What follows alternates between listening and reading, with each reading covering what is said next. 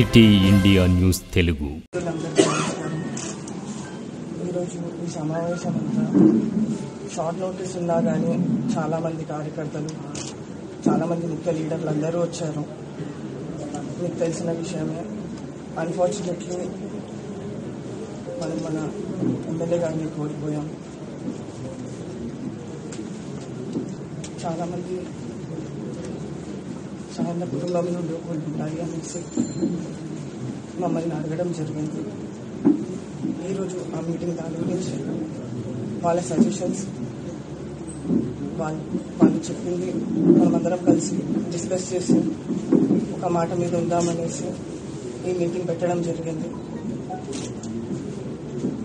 5 terms అందరు ప్రజలు కానీ లీడర్లు కానీ అందరు నాన్నతో ఎలా అయితే కలిసి వాళ్ళు సపోర్ట్ చేసి నాన్నని ఎలా అయితే గెలిపించారో, చెల్లెని కూడా బాగా చాలా మంచి మెజారిటీతో గెలిపించడం జరిగింది.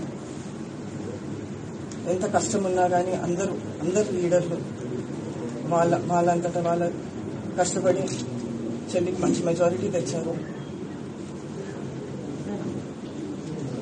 కానీ అన్ఫార్చునేట్లీ మనం ఎంత తొందరగా మన లీడర్ని కోల్పోయాం.